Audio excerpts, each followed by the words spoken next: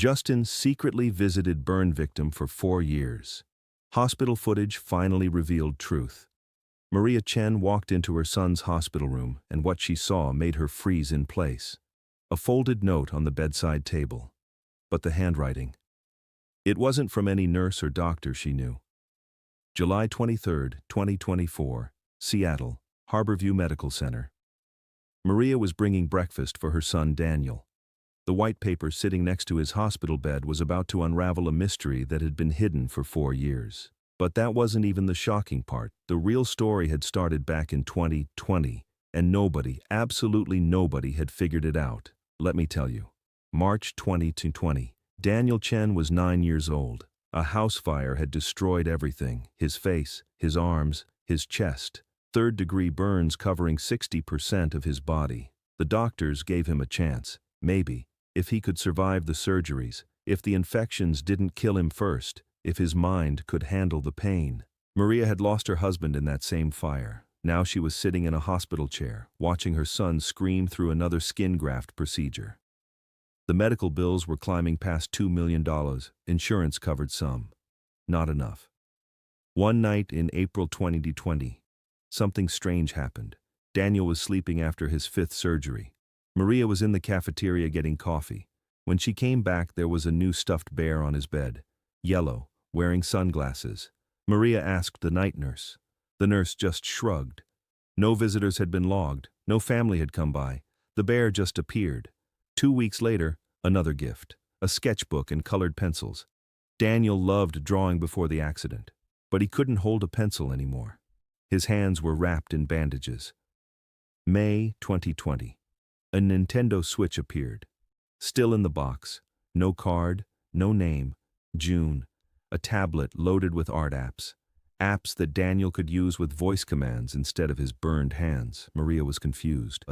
She asked everyone. The social worker said maybe it was a hospital charity program. But the hospital said they didn't have a program like that. And here's where it gets even stranger. Every month on the 15th, something new would appear. Always when nobody was watching. Always perfectly chosen for Daniel. A special wheelchair with custom armrests for his bandaged arms, audiobooks about superheroes, a mini projector so he could watch movies on the ceiling while lying down. 2020 passed. 2021 arrived. Daniel was getting better. Slowly. The grafts were taking, the infections were controlled, but the surgeries kept coming. 23 surgeries in 2 years. And every single month, like clockwork, a gift appeared. Anonymous. Mysterious. Perfectly timed. Maria tried everything. She installed a baby monitor in the room. The footage would glitch out every time, like someone knew exactly when to come. She asked security to check the cameras. They said there was a blind spot near Daniel's room. A technical issue they couldn't fix. One nurse, an older woman named Patricia, seemed to know something. Maria cornered her one day in the break room. The nurse just smiled, a knowing smile, and walked away. 2022 came. Daniel was 11 now. He could walk again. His face was scarred, but the surgeries had helped. He could use his hands a little bit. The gifts kept coming. But here's the incredible part. The gifts were changing. They were growing with Daniel. As he got older, the presents became more mature. Art supplies for teenagers, a professional camera, a laptop with video editing software. Whoever was doing this knew Daniel, knew his progress, knew his dreams. Maria was going crazy with questions. Who was tracking her son's recovery so closely? Who cared this much? Fast forward to July 2024. Daniel was 13. He'd just had his final reconstructive surgery. The doctors said he was done, no more operations. He could go home soon. That morning, Maria found the note. It was simple, written in neat handwriting.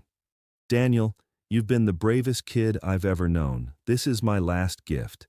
Not because I'm stopping, but because you don't need me anymore. You're going to do amazing things.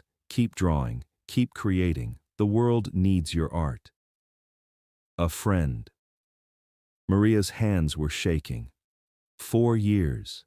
For 4 years, someone had been watching over her son. And now, they were saying goodbye.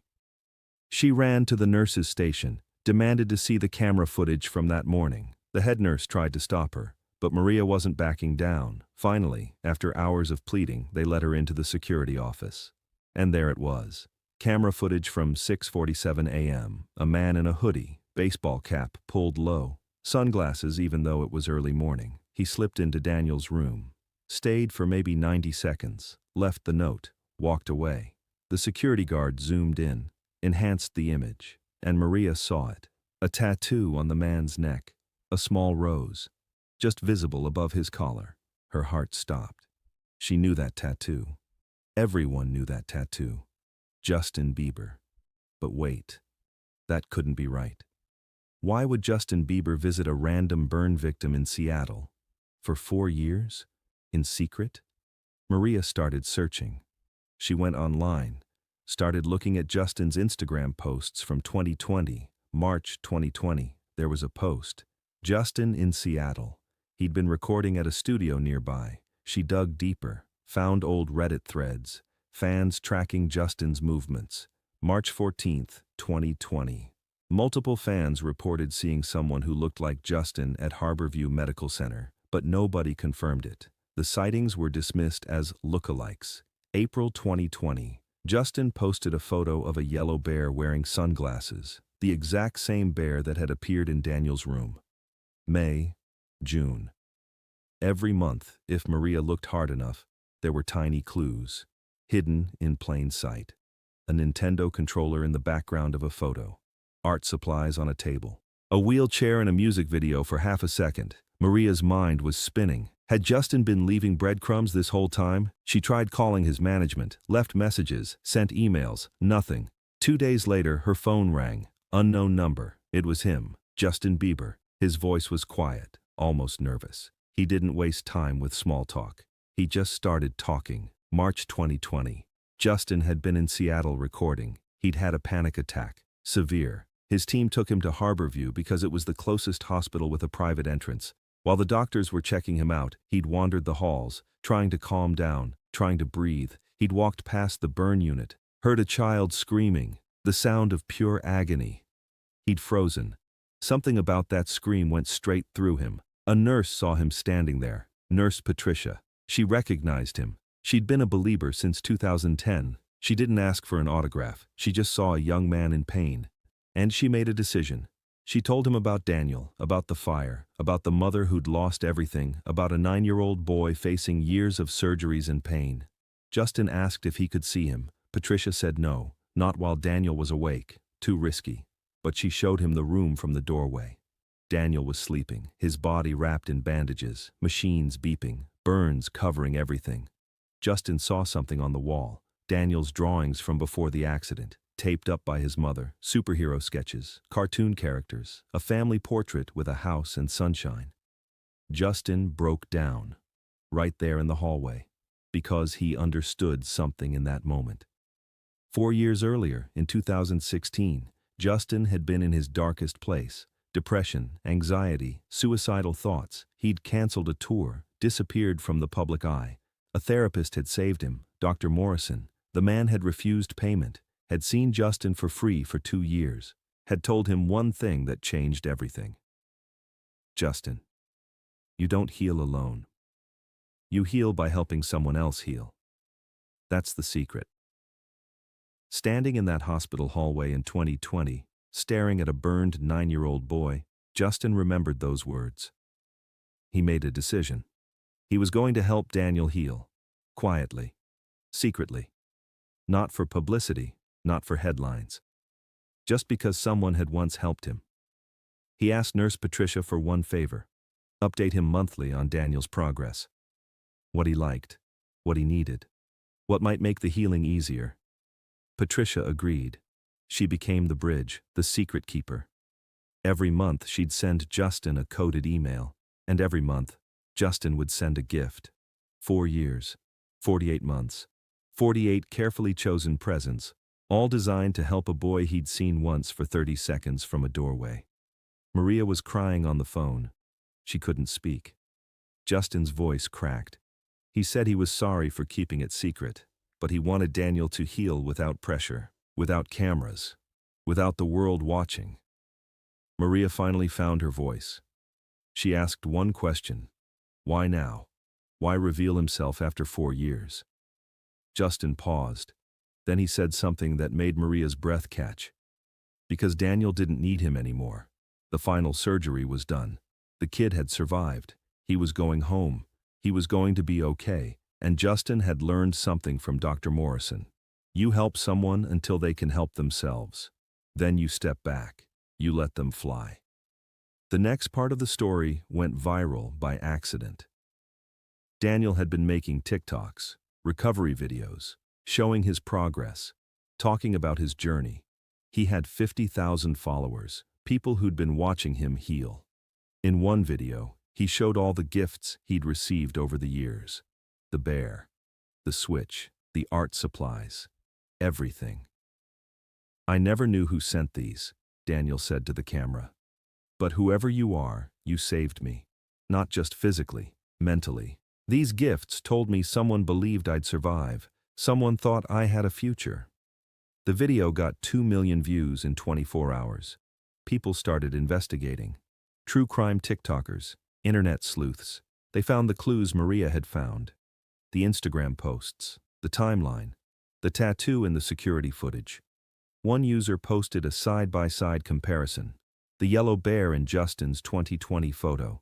The same bear in Daniel's hospital room. The theory exploded. Dr. Justin's sec-ret gift started trending. News outlets picked it up. TMZ called for comment. Justin's team said no comment, which made people even more certain. Finally, Justin posted a video. He was sitting in his home studio. No makeup, no production, just him and a camera. He confirmed everything. He'd been visiting Daniel in secret for 4 years. He'd sent the gifts. He'd tracked the recovery through Nurse Patricia. But here's what shocked people. Daniel wasn't the only one. Justin had been doing this at multiple hospitals since 2016. After Dr. Morrison helped him for free, Justin had made a private commitment: help kids who were suffering, quietly, no press, no publicity. Harborview Medical Center wasn't special, it was just one of 14 hospitals on his list. Over 8 years, Justin had helped 83 different families, all anonymous, all secret. He'd paid for surgeries, sent gifts, made surprise visits in disguise, and he'd kept every single one private, until now. The response was overwhelming.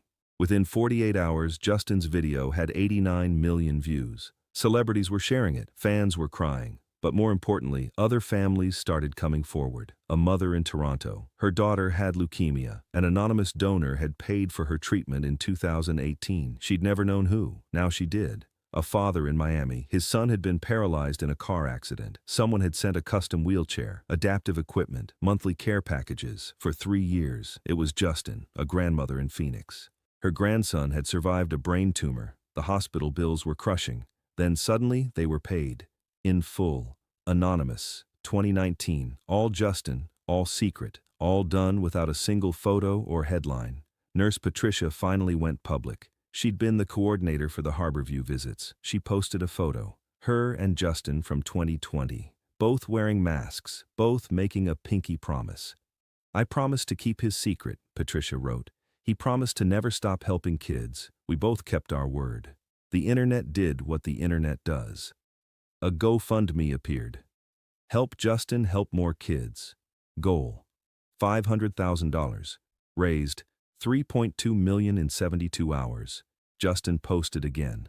This time he was fighting back tears. He said he didn't want the money for himself. He wanted it to go to a new foundation, the Dr. Morrison Foundation for Pediatric Recovery. Every penny would go to families with kids in long-term hospital care, medical bills, gifts, support. Everything Justin had been doing privately, now done publicly with community support. Today in 2024, the foundation has helped over 2,000 families. It's funded by donations and run by volunteers. Nurse Patricia is the executive director. And Daniel? He's 13 now. His scars are healing. His hands work well enough to draw again. He's creating art, digital art, NFTs of his recovery journey. And he's donating 100% of the profits to the Dr. Morrison Foundation. Last month, Daniel met Justin for the first time, face to face. No secrets, no hiding. They sat on a bench outside Harborview Medical Center, the same hospital where it all started. Daniel brought his sketchbook, the one Justin had sent in 2020. He showed Justin a drawing. It was a portrait. A man in a hoodie, sunglasses, baseball cap, a yellow bear in his hands. At the bottom, one sentence. Not all heroes wear capes, some wear disguises. Justin put his arm around Daniel's shoulder. They didn't say much. They didn't need to. Because here's the truth. Justin Bieber had visited a burn victim secretly for 4 years. Not for fame, not for credit. Just because someone had once helped him, and he was paying it forward, quietly, humbly, until the truth finally came out. If this incredible story moved you, don't forget to subscribe and hit that like button. Share this with someone who believes in quiet kindness. Have you ever helped someone in secret? Tell us in the comments. Turn on notifications because more amazing true stories are coming soon.